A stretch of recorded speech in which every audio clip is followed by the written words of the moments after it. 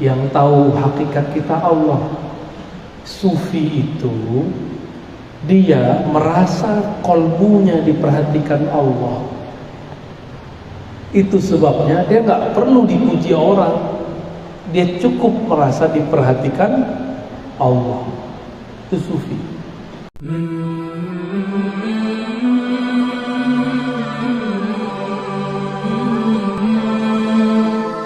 Assalamualaikum warahmatullahi wabarakatuh.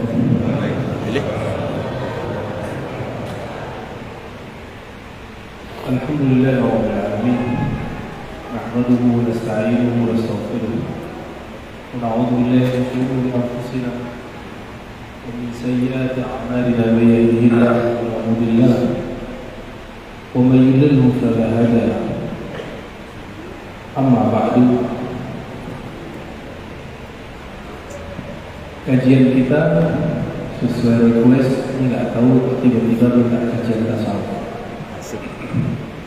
Kalau mau nanti pakai kitab, tapi sekarang kita pengantar. Banyak orang mengatakan tasawuf, emang Nabi bertasawuf? Gitu. Ditanya balik, emang Nabi berfikih? Emang Nabi berhadis? Emang Nabi baca Sahih Bukhari? Jadi kalau orang bilang, Nabi nggak ada tuh tarekat-tarekat. Sama, Nabi juga ada tuh ikut baca Sahih Bukhari. Ada nggak Nabi ikut kajian Sahih Bukhari? Belum lahir, pinter. Seperti suksesnya di YouTube-nya.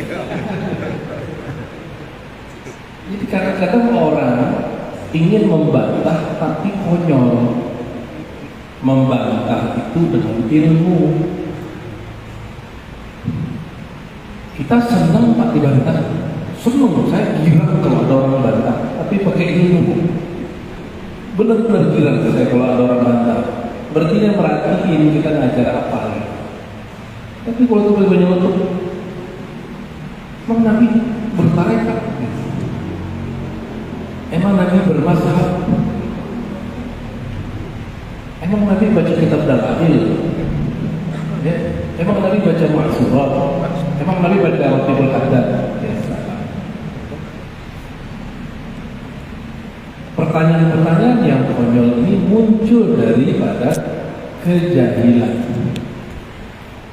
Ada apa yang disebut dengan tarikh al-ilm, sejarah ilmu pengetahuan.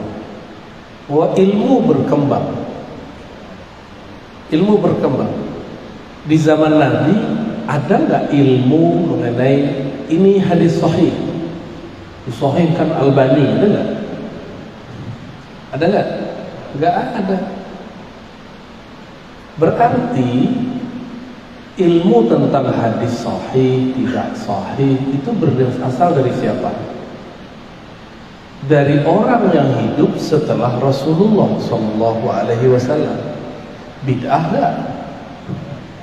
Kalau standar kita bid'ah itu sesuatu yang tidak ada di zaman Rasulullah SAW, maka ilmu hadis bid'ah. Jadi kalau kita ngomong disahihkan oleh siapa? Hah? Mulai siapa lagi? Albani udah. Itu nggak ada di zaman Rasul. Apalagi Nabi bertauhid uluhiyah, rububiyah, asma wa sifat nggak? Ada nggak Nabi membagi di Quran? Membagi di Quran dari ayat pertama sampai ayat terakhir. At-tauhid salasa. Ada nggak? Tauhid 3. Tauhid salas, 3 tauhid. Uluhiyah, rububiyah, asma wa sifat kan nggak ada. Atau sama, adakah di Quran tentang sifat 20? Misalnya ada kalimat sifat Allah isyri, inna sifat Allah. Ada, semua itu ijtihad ulama. Ada nggak di Quran mengenai innal mazahib arba'? Sesungguhnya mazhab itu 4. Sama-sama nggak ada. Sama-sama tidak ada. Maka juga tidak ada di Quran tarekat Naqsyabandi, tarekat Syazili, tidak ada semua. Salafi itu nggak di Quran. Jemaah Tabligh, NU, apalagi antum sebut sesuatu nggak ada di Quran. Namanya nggak ada. Tapi kawan kita klaim tauhid uluhiyah ada di Quran kok. Apa dalilnya? Wa ilahukum ilahu wahid. Nah, itu ayat. Wa ilahukum, ilahmu, Tuhanmu satu. Allah kan gak ngomong wa ilahukum bitauhid uluhiyah. Ada nggak? Nggak ada. Itu kan pemahaman. Kenapa kalau imam kita, imam ente yang berpemahaman disebut itu Qur'ani, kalau imam kami tidak? Kan nggak adil gitu. Sama-sama ijtihad, boleh saling mengkritik. Karena ijtihad bukan dari Allah, yang nggak boleh dikritik Qur'annya. Pemahaman terhadap Quran boleh dikritik. Sepakat ya? Kalau ngeritik Quran kafir, ngeritik Nabi kafir. Tapi ngeritik riwayat hadis Nabi enggak kafir. Imam Bukhari itu pengkritik riwayat hadis Nabi, bukan pengkritik hadis Nabi. Kalau hadis Nabi nggak boleh dikritik, tapi riwayatnya, beritanya dari mana, kepada siapa, itu ilmu hadis. Dan saya 15 tahun mengajar itu, belajar ngajar tentang cara menentukan hadis ini benar, sahih, tidak sahih. Dan kami selama 15 tahun itu bolak-balik khataman kitab hadis untuk mengetahui ini hadis sahih, tidak sahih hadisnya. Tidak hanya itu, kualitasnya juga tidak cukup. Kita hanya harus bahas ini hadis maksudnya apa.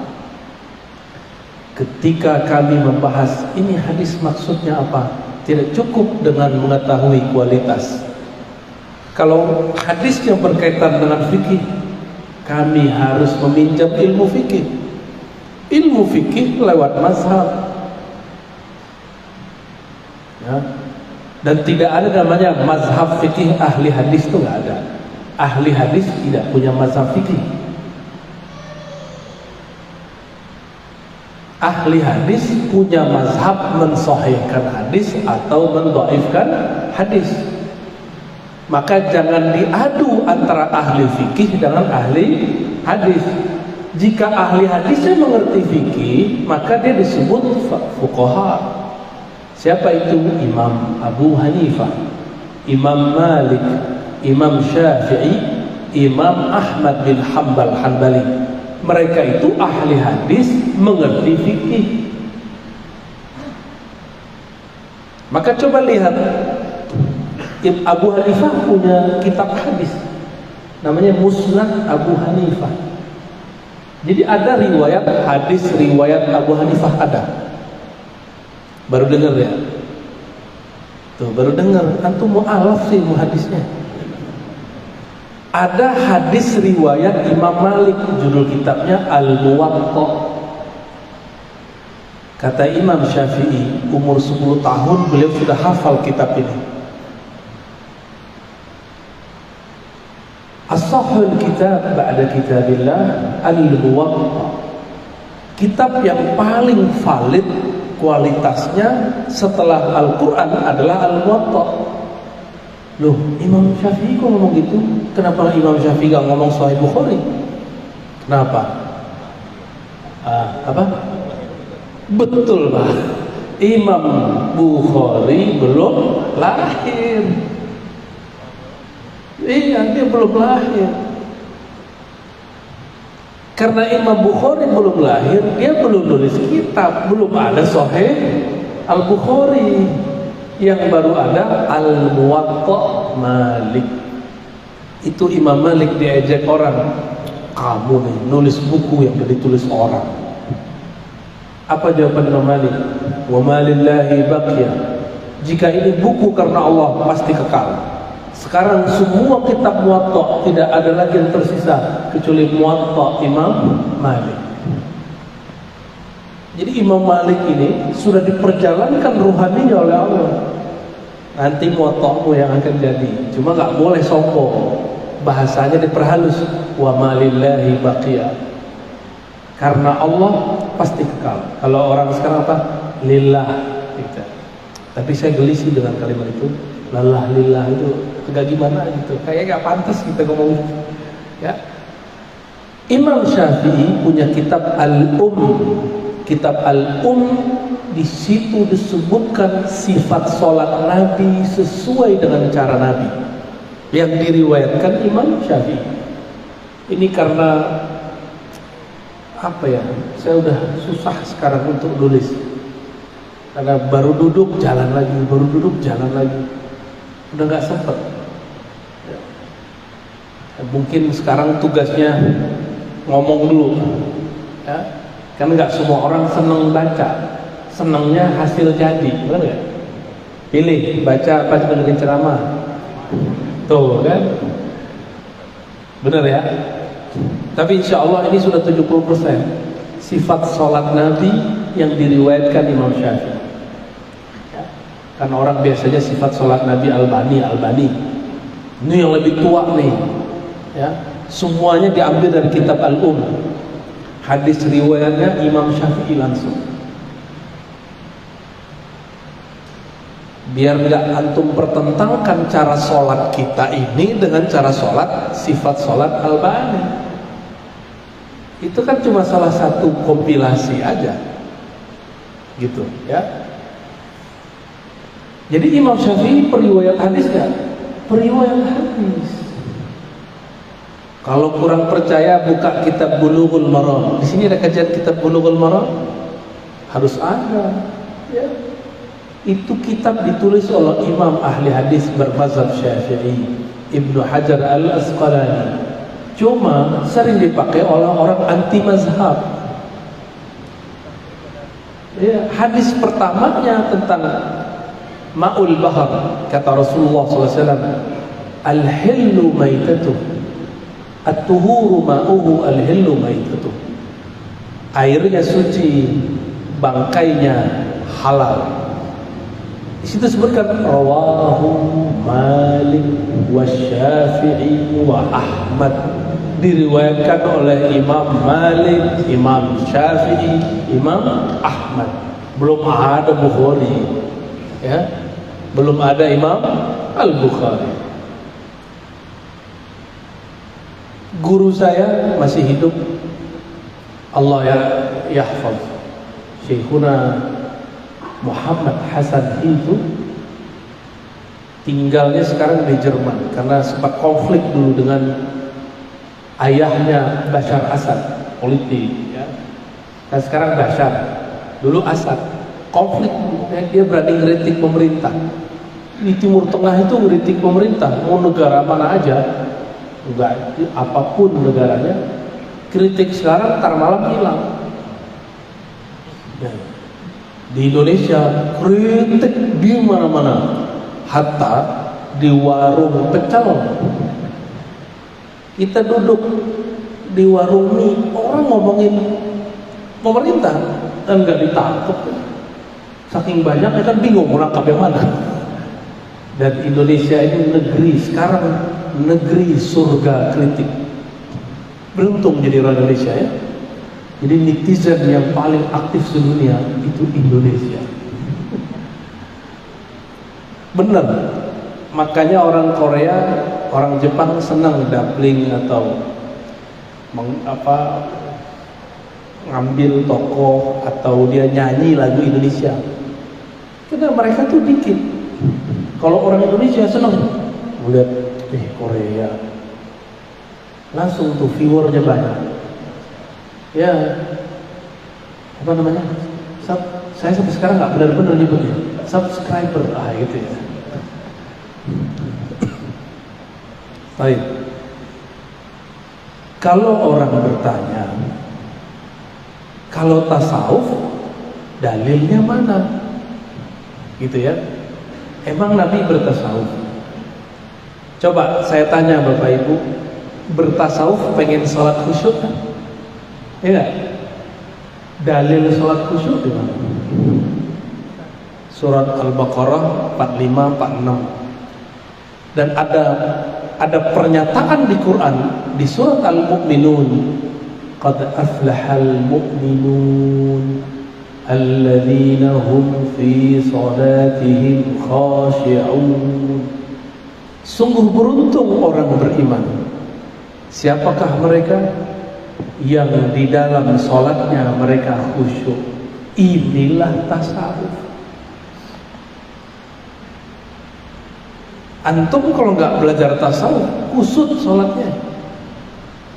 Mau ustadz sekalipun nggak bertasawuf, kusut.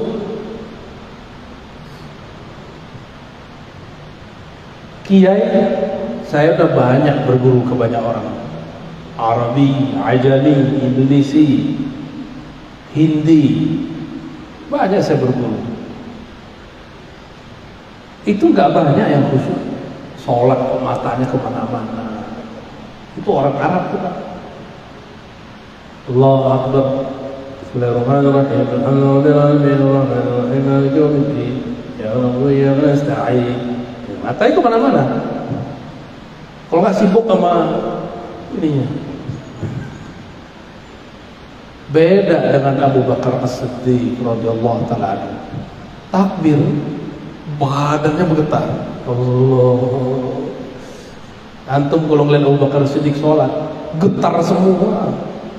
Nggak ada yang sanggup. Makanya saya nggak berani ngimamin sering-sering di luar, Pak. Sesekali aja. Kadang dijebak sama imamnya. Kayak tadi pagi, subuh. Ustaz, ada satu permintaan. Tolong imamin saya ya. Nah, imamnya ngomong begitu gimana? Daripada debat orang berkomat. Ya, ntar jadi terganggu sholat kita. Ya sudah, saya maju.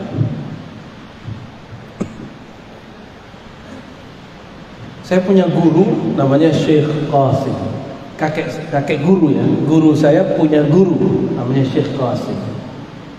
Syekh Qasim ini pernah diminta ngimamin sholat Jumat. Dia orang kalau zikir lupa sama dunia, Pak. Kalau udah zikir, kalau kita kan zikir malah ingat dunia. Bener ya? Sama kita, Pak. Itu beliau Syekh Qasim. Dia thariqahnya Naqsyabandiyah, orang alim, ngerti qiraat. Salat karena khatib nggak ada, yang tugas nggak ada, beliau yang khatib, beliau jadi imam. Takbirlah, Allah, nggak ada akbar, hilang, Allah, hilang deh tangannya itu. Tapi masih hidup, kelihatannya mati suri. Kan orang bingung, nungguin, ada 10 menit nungguin. Bubar aja tuh sholat Jumat. Bubar sholat Jumat, orang pada bingung. Ini guru kenapa ini? Itu pernah kejadian. Maka besok ketika dia sadar, jadi dia kalau disebut nama Allah, hilang pikiran dia. Dia sibuk asik. Ada orang begitu ya. Ketika esok hari, bahkan beliau nggak berani lagi kalau datang awal, kalau datang pasti nyari sudut. Itu sejarahnya kenapa guru-guru saya yang ahli-ahli zikir setiap kali Jumatan itu nggak mau di sini duduk, pasti di sudut situ. Kalau nggak di belakang gitu, nyamar jadi orang lain. Khawatir disuruh jadi imam. Ada orang begitu, Pak. Jadi kalau orang nanya, mana dalil tasawuf? Tasawuf itu salah satu benefitnya mendapatkan sholat khusyuk. Maka sholat khusyuk itu ada di surat Al-Baqarah ayat 45-46, ada di surat Al-Mu'minun surat 23 ayat 2. Allazina fi salatihim khashi'un. Tasawuf itu mengurangi orang dari senda gurau. Walladzina hum 'anil lagwi mu'ridun. Itu tasawuf semua. Ya.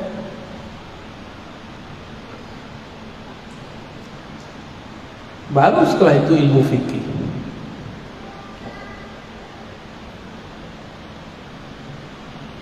Jadi orang nanya lagi, ini kan pertanyaan-pertanyaan orang. Mana dalilnya zikir Allah? Bapak hafal kulhu nggak? Hafal kulhu? Ayo dibaca dong. Bismillahirrahmanirrahim. Qul huwallahu ahad. Qul, katakan hai Muhammad, huwa, dialah Allah. Inilah dalil zikir huwallah, huwallah, huwallah. Kan perintah. Katakan hai Muhammad, huwallah. Oleh ahli tafsir, huwa itu ditafsir. Huwa itu bisa ditafsir satu jilid, Pak. Lafaz Allah, Masya Allah, semua nama ada di situ. Ada di alif, lam, ha. Alif itu dijelaskan rahasia alif. Gak ada toh yang sia-sia. Yang kalimat paling sempurna itu cuma lafaz Allah. Kalau Ar-Rahman, coba Bapak buang Rahman, rohnya dibuang. Ha mim nun. Apa artinya? Latif, lamnya buang. Tif. Apalagi? Wadud, wawunya dibuang. Dud. Kan nggak seru, Pak. Nggak jelas. Tapi kalau lafaz ini Allah, alif, itu kesempurnaan nama, keesaan nama. Lam itu lam jalaliyah, keperkasaan, kemuliaan, kewibawaan nama.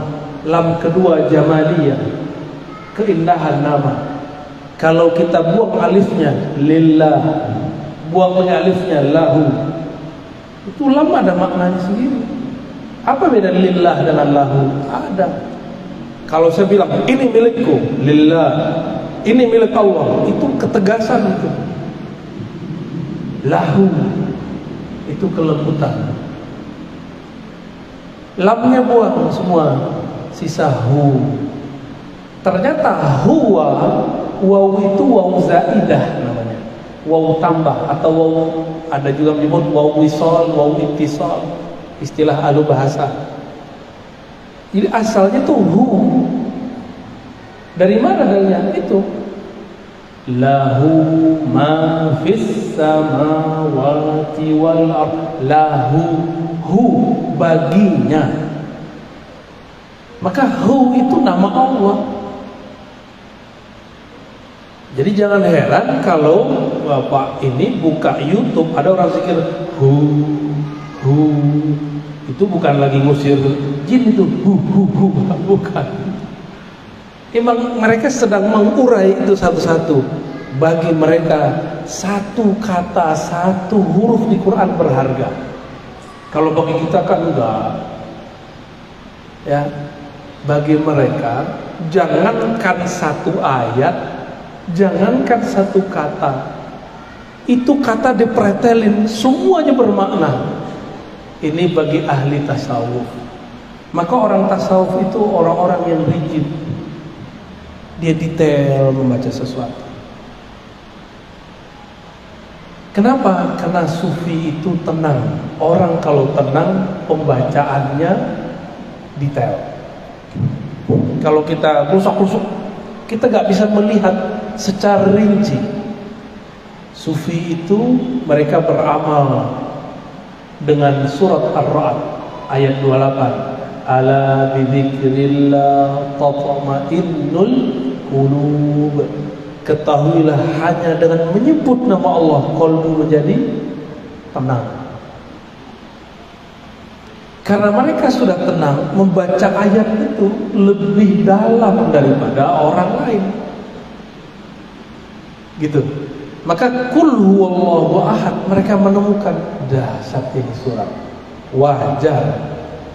Ini disebut sepertiga Al-Quran.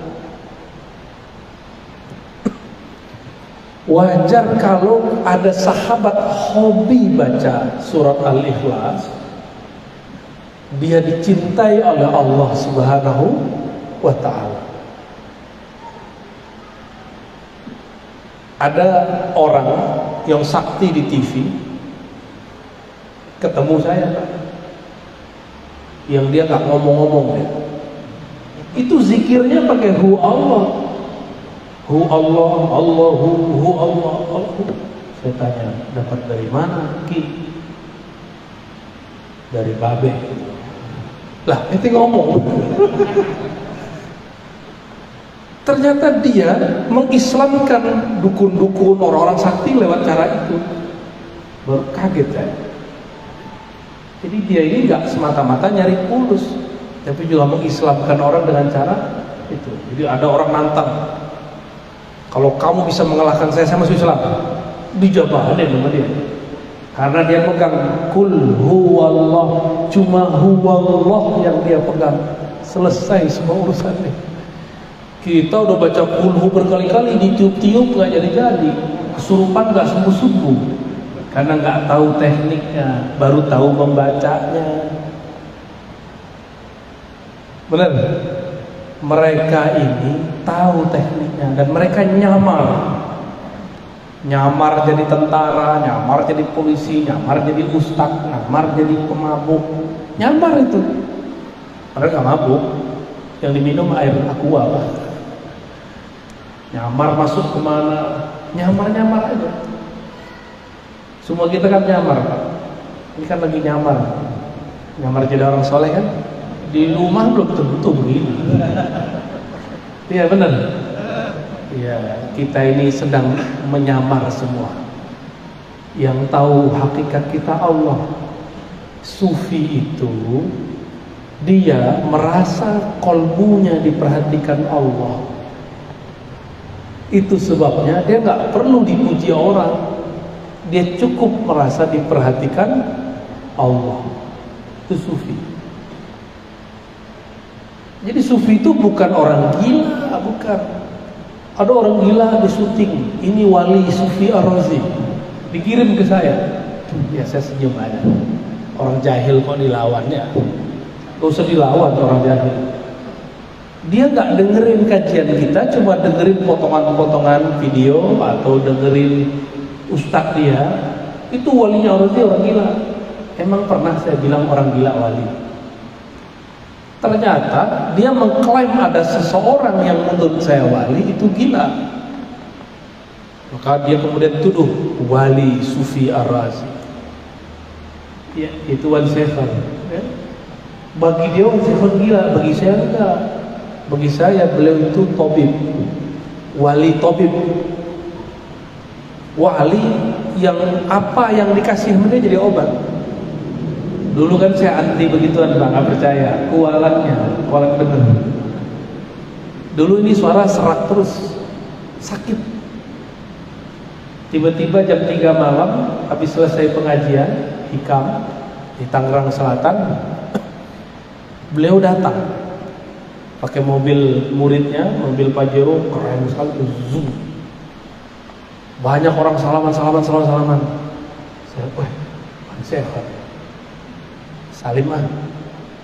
Itu sekali doang saya ketemu beliau. Salim. Terus tiba-tiba dia ambil itu sirih. Nggak jelas. Itu ngomong apa sih nggak ngerti. Yang ngerti cuma yang di samping dia itu kawan sahabat saya namanya Razi juga, Habib Razi. Suaranya bagus. Sejak saat itu nggak pernah lagi ini serak. Kalau serak antam pakai sirih selesai.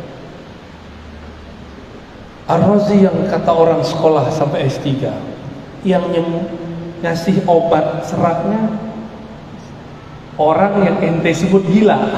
Yang gila ente apa dia? Hah? Jadi orang-orang ini ketipu oleh penampilan orang-orang tertentu. Jadi bagi dia kalau dia nyoret-nyoret itu gila.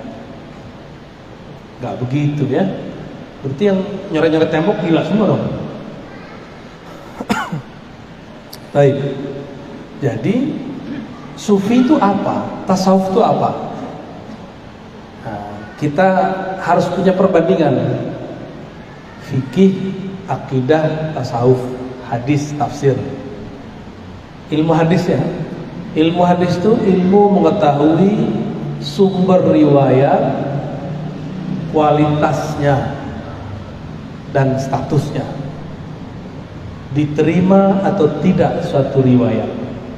Jadi tujuan belajar ilmu hadis apa? Supaya mengetahui ini riwayat diterima atau tidak. Ilmu fikih, ilmu mengetahui ilmu mengetahui kesahihan dan ketidaksahihan suatu amalan, sah atau batal. Ilmu akidah, ilmu mengetahui sifat Allah yang wajib, yang mustahil, yang jaiz. Lalu tasawuf apa? Ilmu tasawuf, ilmu juga ilmu sama kayak tadi, untuk mengenal Allah, mengenal cara beribadah kepada Allah, agar mengetahui ibadah diterima atau tidak. Kalau ilmu hadis saja bisa ada ilmu diterima atau tidak, kenapa ibadah ini bisa diterima atau tidak nggak bisa dipelajari? Bisa dipelajari. Sholat kita tadi nggak ada yang diterima, Pak. Serius? Nggak ada yang naik tadi. Percaya mas saya, nggak ada yang naik tadi. Semuanya kacau, pikirannya kemana-mana, termasuk saya. Biasanya sholat itu kita fokus semua. Ini kok sholat nggak fokus? Ada apa ini? Ada yang salah kali niat kita datang ke sini atau enggak? Saya nggak tahu. Sama nggak? Pikirannya banyak tadi. Banyak pikiran tadi. Ya kan? Saya nggak tahu alam gaib, tapi itu yang datang ke dalam batin saya. Nggak ada yang terima. Makanya wajib, bukan sunnah, istighfar pada sholat. Secara fikih sunnah, tapi secara ilmu hakikat wajib. Itulah tasawuf. Sholat kita nggak pantas diterima. Ya nggak pantas. Sholat kayak gitu mau diterima. Terus gimana mau jadi qad aflahal mu'minun? Ya. Maka perlu ada latihan khusyuk. Latihan khusyuk. Sholat itu tujuannya apa? Surat Thaha, aqimis salata lidzikri. Surat Thaha ayat 14. Dirikanlah sholat untuk mengingatku. Maka supaya sholatnya beres, latihan zikrullah. Latihan zikrullah sama dengan orang latihan tahfiz, sama dengan orang latihan panah. Sebelum memanahnya bagus, maka panahnya berkali-kali. Orang kalau mau bentuk tubuh yang bagus, dia latihan ngangkat berat. Ada angkanya nggak? Bid'ah nggak tuh? Rasulullah nggak pernah ngajarin. Mana? Kan di hadis cuma dikatakan memanah. Caranya kan nggak diajarkan. Antum memanah dengan cara begitu kan bid'ah itu. Nggak ada di zaman Rasul perintah-perintah begitu. Kita kerjain. Untuk apa kita buat metodologi? Untuk mencapai tujuan. Maka kita berlatih untuk mencapai tujuan. Itulah sebabnya kenapa di dalam tasawuf yang dilatihkan zikrullah. Zikir sekian, zikir sekian. Tapi ada tasawuf yang murni. Tadi tasawuf amali namanya, tasawuf amal. Tasawuf wirid. Ada tasawuf murni, itu tasawuf yang isinya ma'rifatullah, ngaji tentang Allah. Bapak kalau wirid 1000 itu terasa lama. Tapi dari tadi habis maghrib sampai sekarang kita ngaji, gak terasa ya? Maka thariqat ma'rifatullah, thariqat mengkaji tentang siapa yang disebut dalam zikir, itu kadang lebih seru daripada zikir. Kita senang sama seseorang, ketemu orang yang kenal sama orang itu, nanya-nanya, tahu-tahu udah 2 jam. Coba kalau kita sebut-sebut namanya siapa Pak? Yang Bapak senang? Siapa? Siti Rahmah, Betty, jadi bete Pak. Zikir itu cuma latihan mengingat-ingat. Tapi kalau thariqat ma'rifatullah itu mengenal siapa yang disebut, siapa yang disembah. Khusyuk itu akan muncul kalau kita kenal siapa yang kita sembah, bukan hanya sekedar banyak menyebut namanya. Maka khusyuk ini dibagi 2, ada khusyuk qalbiyah, ada khusyuk ruhiyah. Ini di batin. Kalau dalam alam zahir ada 2, khusyuk akal, khusyuk jasad, nafsiyah. Khusyuk akal ngerti yang dibaca. Ngerti nggak tadi dibaca apa? Gak kan? Sadar nggak ayat yang dibaca itu apa? Kan nggak. Berarti akalnya udah nggak khusyuk. Jasad, badan main-main, gerak-gerak. Mungkin badannya sih khusyuk ya. Kolbunya merasa ditatap Allah nggak? Yang tadi sholat maghrib sama kita, kolbunya merasa ditatap Allah nggak? Enggak ya? Gimana mau diterima? Terasa itu Pak. Jika ada di satu masjid orang kolbunya merasa ditatap oleh Allah, itu nyebar rasa aja kepada orang lain. Minimal samping kiri kanannya nyebar itu. Minimal kita ikut terbawa syahdunya. Kecuali kolbu kita sudah ternodai dengan noda-noda maksiat, noda-noda kelalaian yang panjang, atau kita syak kepada orang itu.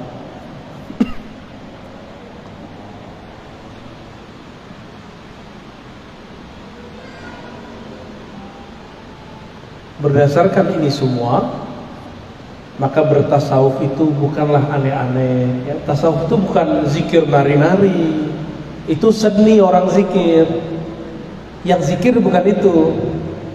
Zikir itu ketika lisan berkesesuaian dengan kalbu menyebut nama Allah Subhanahu ta'ala.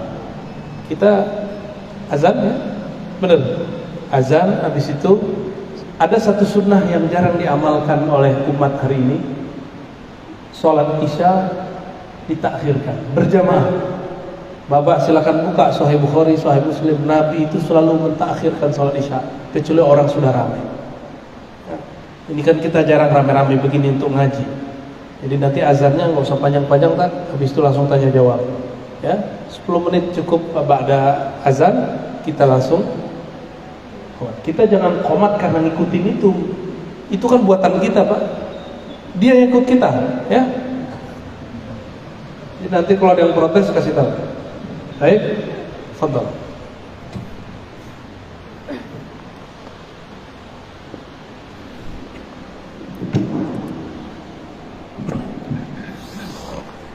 Allahu Akbar, Allahu Akbar, Allahu Akbar.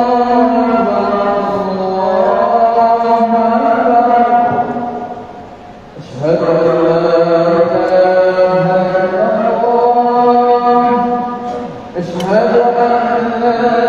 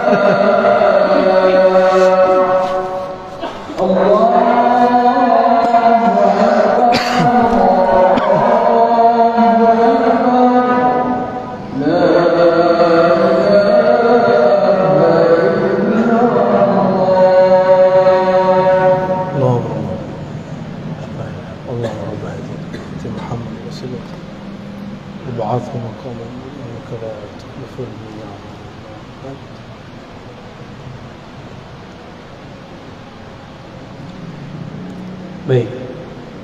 Tanya jawabnya langsung ke kertas. Hah? Next pakai kertas ya, biar efektif. Ya. Pada pertanyaan mungkin ada yang tanya silakan. Mungkin kita batasi dulu untuk dari 3 penanya bila ada. Ada yang bertanya dari para jamaah silakan angkat tangan.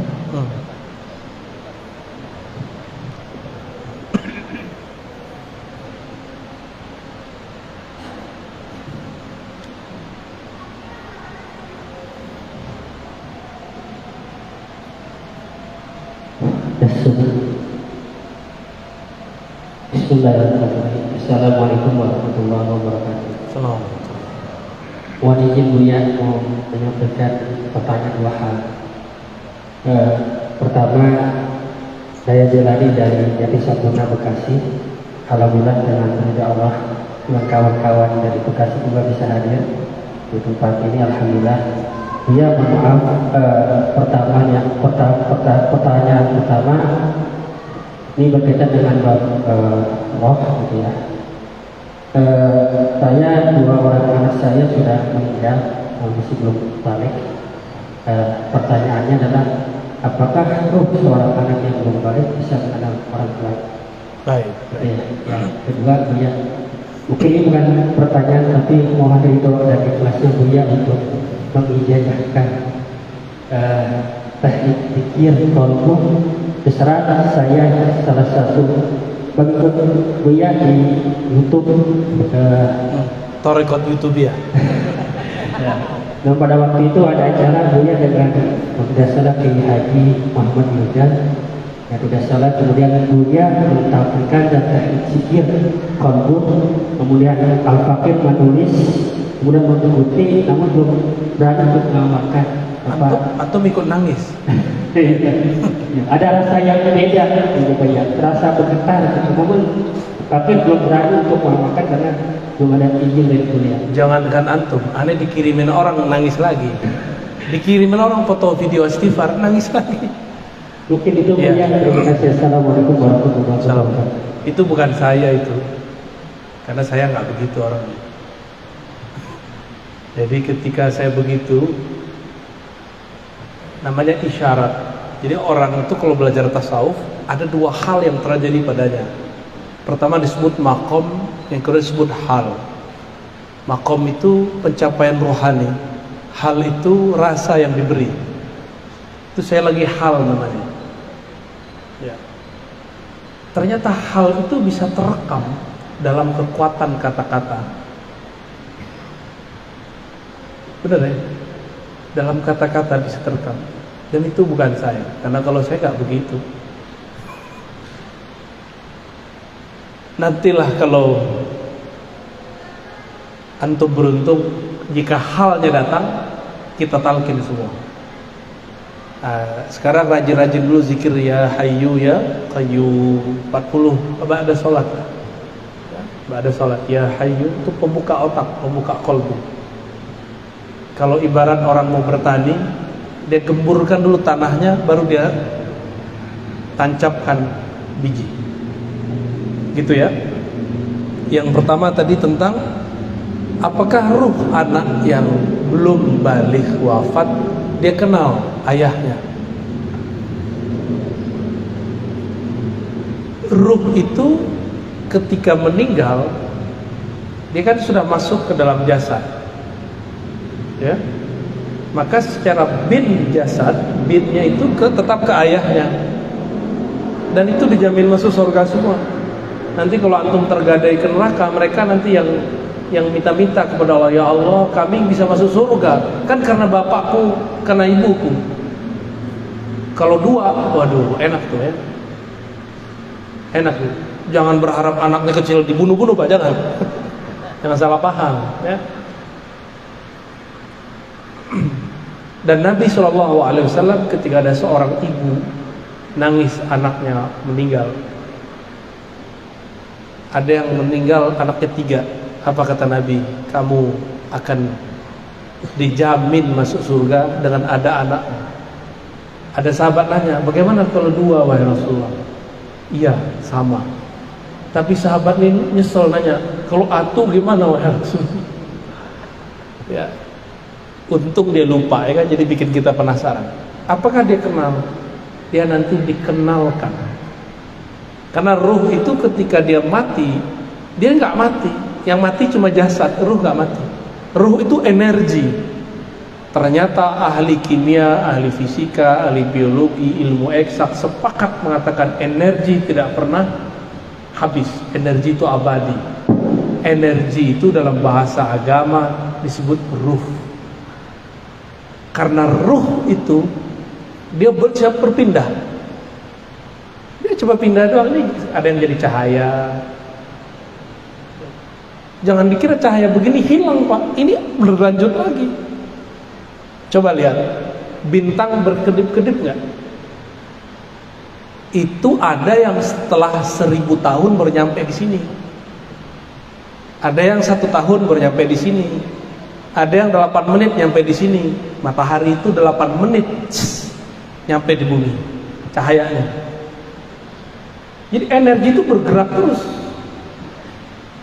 Jadi apa yang kita lakukan di bumi itu tidak habis, walaupun antum mojok di hotel, mojok di pohon, mojok di mana, korupsi di mana, melakukan yang nggak benar di mana, itu energi jalan terus. Dan Allah punya tentara-tentara, punya karyawan-karyawan langit yang mencatat energi itu. Oh, dia saat ini mengeluarkan energi itu. Tapi energi paling dahsyat, wala dzikrullahi akbar. Sungguh mengingat Allah itu lebih besar. Jadi insya Allah anaknya kenal. Nanti kan ruhnya dikasih badan lagi. Badan yang bukan badan yang di bumi. Kalau badan di bumi sanggup nggak Pak? Jalan 500.000 tahun, sanggup nggak? Maka tubuh yang Allah kasih nanti itu bukan tubuh ini. Tulang ekornya sama, tapi tubuhnya bukan tubuh ini. Tubuh ini disuruh ke Indomaret aja udah capek. Ya, kayaknya tuh banyak penyakit semua tuh. Gitu ya, Allahu a'lam bishawab.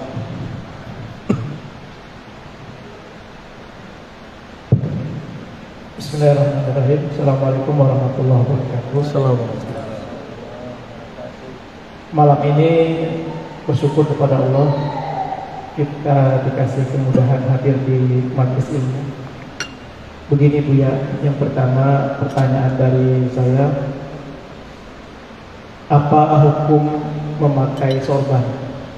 Karena kalau kita melihat sangat banyak versi. Mungkin nanti bisa lebih jelas lagi dari Abuya. Yang pertama, yang kedua, kita ketahui juga aliran tasawuf begitu banyak. Kira-kira menurut Abuya mana tasawuf yang memang sangat mudah buat kita amalkan? Karena biar bagaimanapun kita sangat butuh kepada tasawuf ini. Itu saja. Terima kasih. Assalamualaikum warahmatullahi wabarakatuh. Assalamualaikum. Hukum pakai sorban. Sorban itu juga banyak modelnya. Dulu waktu Ibnu Abbas ketemu dengan seorang tabi'in, dia pakai sorban, bukan sorban Mekah. Saat di Mekah dimarahin beliau. Ilbas di bahasa ahli Mekah, pakai pakaian orang Mekah. Ditegur oleh Ibnu Abbas karena berpakaian yang bukan pakaian yang majmuk, dianggap dengan libas syuhrah, pakaian syuhrah. Tahu pakaian syuhrah? Pengen nonjol, pengen beda. Coba aja Pak, orang nggak ada pakai sorban, Bapak pakai sorban sendiri, itu aneh loh rasanya. Ntar walaupun Qurannya nggak benar disuruh jadi imam. Tapi boleh nggak? Ya boleh. Cuma kalau guru saya, Kiai Ali Mustafa Yakub, itu 9 tahun di Saudi, mengharamkan pakai serban di negeri yang tidak berserban. Sebagaimana beliau mengharamkan pakai kopiah hitam di negeri yang orangnya pakai serban semua, gitu.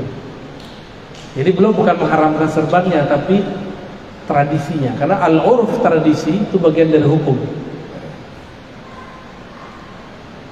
Namun sekarang pakaian itu bukan hanya tradisi, tapi seremonial. Untuk seremonial agama, orang sudah terbiasa melihat, terutama Habib pakai serban, Ustadz pakai serban, bener gak? Saya cuma punya 2 atau 3 guru yang istiqomah berserban. Makanya yang saya sering pakai kopiah biasa, songkok hitam. Ya, apakah ini bid'ah? Enggak. Yang sunnah itu menutup kepala, itu yang sunnah. Apa caranya? Itu berpulang kepada kita. Ya, itu berpulang kepada kita semua. Jadi tidak wajib, juga tidak diharamkan. Nah, ada bab yang lain, bab tasawuf. Dalam bab tasawuf ada namanya mahabbah. Kalau sudah cinta, maka kita ingin meniru yang kita cintai. Nabi Muhammad SAW setiap hari kalau keluar rumah pakai serban ya, pakai serban. Dan serbannya bukan satu warna, bukan hanya putih, kadang merah, kadang hitam. Kalau beliau hitam, biasanya pakai yang runcing. Tapi kita kan enggak, serbannya karena enggak tahu serban itu apa. Serban itu ada budayanya. Ahli Mekah beda dengan Taif, Taif beda dengan orang Yaman. Habibna Umar itu beda dengan Al-Habib Adni. Beda cara serban. Bahkan beliau dengan abangnya sendiri, Allah yarham, beda cara serbannya. Ya. Tapi kalau pakai kopiah songkok gimana, Pak? Sama aja ya. Ini pilihan, bukan berarti ini nggak sunnah. Biasa aja ya. Imam Izzuddin bin Abi Salam satu-satunya imam di zamannya nggak mau pakai serban. Dia pakai kupluk aja. Orang serbannya di zaman itu tebal-tebal, segede ban Vespa. Dia enggak, dia beda sendiri. Tapi semua ulama berserban, cium tangan dia. Ya, Imam Izzuddin bin Abdis Salam disebut Sultanul Ulama. Bahkan sultan-sultan cium tangan dia. Oke. Jadi terserah antum mau pakai serban itu boleh. Misalnya seremonial maulid atau ada kedatangan zuriat Rasul, silakan. Bab cinta. Jadi bab cinta ini bukan wilayah fikih. Ini wilayah tasawuf. Kalau fikih yang tadi di depan saya bahas. Uruf tradisi. Orang Arab mengatakan al-imamah tajul Arab. Bukan hadis ya. Serban itu mahkota Arab. Kalau kita orang Indonesia apa mahkotanya? Songkok hitam, at-taqiyah, as-sauda, tajul apa? Tajul Nusantara, tajul Indonesia, wa Malaysia, wa ya. Mana tarekat yang paling bagus? Tidak ada tarekat yang paling bagus atau paling buruk. Tarekat itu metode, yang penting orang yang jalanin metode. Kurikulumnya sama, yang beda kepala sekolah dan gurunya. Sama-sama rumah makan Padang, resto, tapi beda kokinya, beda rasa gak? Beda, bener. Kok bisa beda? Karena beda tangannya, bumbunya sama. Ini saya buat rendang, bahannya sama, antum buat rendang, beda gak rasanya? Beda. Yang gak enak punya saya, karena gak pernah buat rendang. Ya, bahan sama, di tangan yang berbeda, beda hasilnya. Qurannya sama, tapi yang bacanya beda, hasil beda. Itulah hakikat orang bermursyid bertarekat. Sama-sama Naqsyabandi, sama-sama Qadiriyah Naqsyabandiyah, sama-sama Syaziliyah, sama. Tapi ketika ini yang memasak zikirnya, mengolahnya, hasilnya berbeda. Dan kita nggak boleh hasad, nggak boleh iri. Itu yang Allah berikan kepada kita. Bapak Ibu yang berkahi Allah, ada lagi apa cukup? Satu lagi ya, satu lagi. Bismillahirrahmanirrahim. Assalamualaikum warahmatullahi wabarakatuh. Assalamualaikum. Mohon izin Buya memperkenalkan diri. Nama saya Hedi Afrizal. Saya tinggal di Cilengsi, asli Sumatera Barat. Kebetulan juga pernah bareng sama Abuya tahun 2004 di UIN. Abuya di Usuludin, saya di Syariah. Sama-sama di KMM, Komunitas Mahasiswa Minangkabau. Salam kenal kembali Buya. Iya. Jadi ada satu pertanyaan saya tentang tasawuf. Tasawuf identik dengan tarekat thariqah. Ada organisasi di bawah Nahdlatul Ulama bernama Jatman, Jamiyah Ahli Thariqah Al-Mutabarak An-Nadiyah. Nah, pertanyaan saya begini Bu ya. Ada sekitar 43 thariqah itu. Nah, ada seorang salik ikhwan ketika ada baiat thariqah A, dia ikut dengan mursyid A. Ada baiat thariqah di sana, dia ikut juga. Ada baiat thariqah ini, artinya banyak mursyid, banyak sanad. Itu bagaimana Bu ya untuk proses perjalanan suluk untuk mencapai agar kita bisa dalam istilah makrifat atau usul. Baik. Mungkin seperti itu Bu ya. Yang kedua, saya sering mengikuti kajian YouTube Abuya. Pernah saya melihat ada tentang kemursidan di salah satu tarekat di Jawa Barat. Waktu itu mursyidnya wafat. Nah, muncullah satu dinamika waktu itu. Ahlul Baitnya tidak mengakui satu kemursidan, dan kemursidan yang satunya, kemursidan itu mempunyai banyak jamaah. Nah, kadang dinamika ini membuat ikhwan-ikhwan yang di bawah ini dilema, apa yang harus dilakukan. Muncullah opsi bahwa mursyid itu harus yang hidup. Mursyid itu kalau yang mati nggak bisa. Kalau misalnya dia sudah wafat, kenapa nggak langsung ke Rasulullah saja? Nah, mungkin di situ karena waktu itu saya lihat YouTube-nya itu sepotong, jadi saya kurang memahami dari beliau. Mungkin itu saja, mohon maaf. Wallahu muwaffiq ila aqwamit thoriq. Wassalamualaikum warahmatullahi wabarakatuh. Assalamualaikum. Ini orang Padang tapi nggak Muhammadiyah, bertarekat. Ya. Gimana dengan orang yang sering ngambil baiat talqin? Nah, kenapa dalam kajian saya thariqat itu yang penting bukan talqin tapi ngaji, karena talqin ilmu lebih penting dari talqin zikir ya. Karena kejadiannya kayak tadi, jadi kolektor baiat, kolektor talqin, terbingung, gue mau ikut tarekat yang mana ya, kebanyakan nih.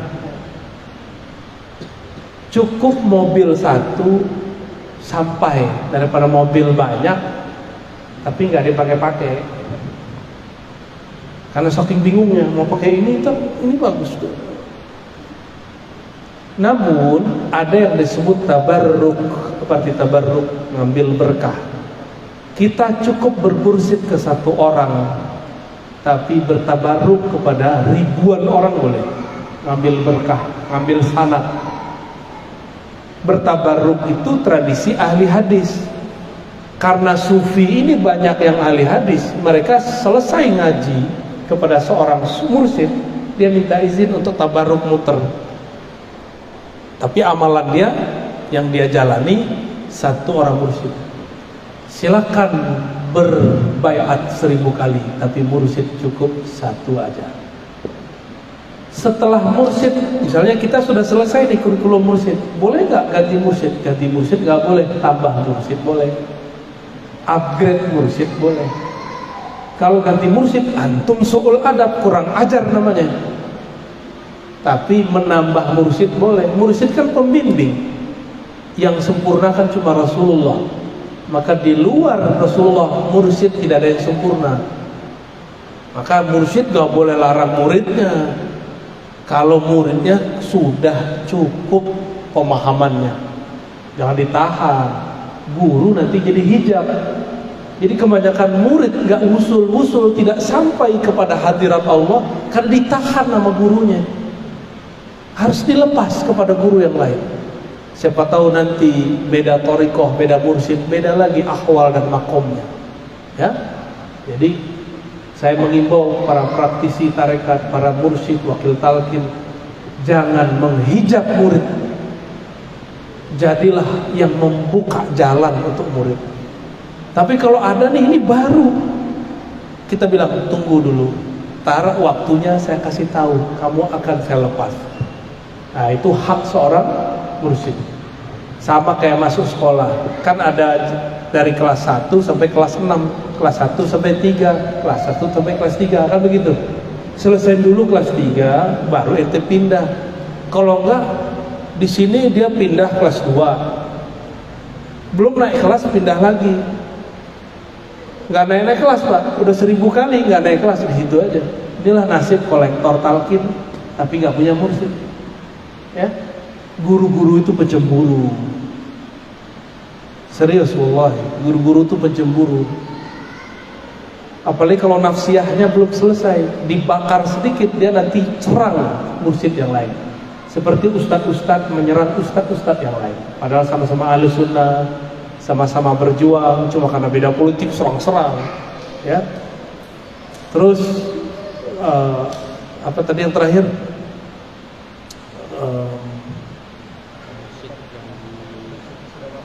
Mursyid sudah wafat. Maka saya dari dulu kasih tahu, hati itu cukup bergantung kepada Allah. Pada hakikatnya kita berguru kepada Rasulullah, tapi karena Rasulullah kita belum temui, maka bergurulah kepada orang yang bersanad kepada Rasulullah. Tapi ingat, jangan kultuskan guru, jangan bergantung harapan banyak kepada guru, karena guru itu milik Allah, ajalnya sudah ada. Kalau tiba-tiba sang guru dipanggil Allah, gampang kita. Maka di Quran disebutkan, bertawakallah, tawakkalu 'alal hayyil ladzi la yamut. Kalau engkau mau bertawakal, berserah nasibmu, jiwamu, berserahlah kepada yang maha hidup, tidak pernah mati. Guru mursyid mati, Imam Syafi'i aja mati, Bukhari aja mati, Syabul Qadir aja meninggal, Nabi Muhammad pun wafat. Yang tidak mati hanya Allah. Jadi berguru itu adalah adab kita mengambil ilmu kepada Allah. Kalau guru wafat, kita belum matang, carilah guru baru. Tapi kalau antum sudah istiqomah dengan amalan, sudah punya pola hidup disiplin, guru meninggal, nggak perlu cari mursyid lagi. Kecuali ketemu mursyid yang bermakrifat, makrifatnya melebihi zikir-zikir. Orang bermakrifat itu ibarat bulan purnama.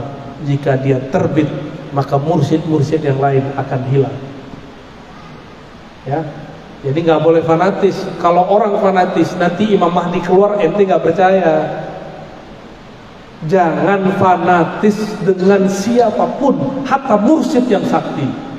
Ya, nanti keluar Imam Mahdi, kita nggak percaya. Imam Mahdinya mursyid dia, nggak begitu ya. Nggak ada mursyid mengajarkan begitu. Kira-kira itu sudah jam 8. Semoga bermanfaat ya. Alhamdulillah kita dapat 2 sunnah. Sunnah ta'lim, sunnah mengundur sedikit sholat isya berjamaah. Ini sunnah yang sudah jarang diamalkan orang di zaman ini. Semoga Allah meridhai kita yang hadir. Wassallallahu ala sayyidina Muhammad. Allahumma ya rahman rahim, ya karim ya azim. Ya Allah yang maha mendengar seruan kami, sampaikanlah salam kami kepada baginda Nabi Muhammad sallallahu alaihi wasallam. Allahumma salli wa sallim mubarak ala sayyidina Muhammad. Allahumma ya Ghaffar ya Ghafur, ighfir lana dzunubana. Ya Allah yang maha pengampun, dosa kami banyak. Dosa mata kami banyak, dosa telinga kami banyak, dosa lisan kami banyak, dosa tangan kaki kami, kemaluan kami, perut kami, lisan kami tidak terhitung ya Allah. Namun rahmat dan ampunan-Mu lebih luas ya Allah. Maka leburkanlah semua dosa kami dalam ampunan dan rahmat-Mu ya Allah. Ya Allah, solat kami tidak pantas diangkat kepada Engkau. Haji, zakat, umrah, semua zikir kami pun belum pantas disebut sebagai amalan yang ikhlas kepada Engkau. Maka ya Allah, kami tidak pantas masuk surga dengan amal kami. fa'aghriqna wa aghmidna bi rahmatik. Namun karena rahmatmu, Engkau mengatakan kami akan masuk surga juga ya Allah. Dengan ini ya Rabb ya Rahmani Rahim, bi rahmatika farhamna wa bi rahmatika fa'adkhilna al-jannah. Ya Allah yang Rahman, yang Maha Rahim, yang Maha memiliki rahmat kepada alam semesta. Dengan rahmat Engkau yang luas itu ya Allah, izinkan kami bertemu Rasul-Mu di dalam surga. Izinkan kami memandang kepada Engkau di dalam surga. Ya Allah, ya Muqallibal Qulub, wahai yang membolak-balik hati kami. Hati kami ya Allah pagi ini, siang ini, malam ini mungkin menjadi orang soleh, tapi esok pagi belum tentu menjadi orang soleh. Karena Engkaulah yang maha tidak berubah. Kami selalu berubah-ubah. Maka jadikan kalbu kami berubah kepada kebaikan ya Allah. Jika kami mengalami goncangan kami mendekatkan kepada Engkau ya Allah. Allahumma wafiqna wa ahlana lidhul. Allah wafiq wa ahlana li ta'atik. Ya Allah, dekatkan kami, beri ilham kami, bisikkan ke dalam jiwa kami agar selalu mendekatkan diri kepada Engkau. Rabbana atina fid dunya hasanah wa fil akhirati hasanah wa qina adzabannar. Ya Allah yang memiliki kebahagiaan di langit, di bumi, di dunia, di akhirat, mohon berikan kami bahagia di dunia, bahagia di akhirat. Wassallallahu ala sayyidina Muhammad walhamdulillah rabbil alamin. Mohon maaf salah kurangnya. Assalamualaikum warahmatullahi wabarakatuh.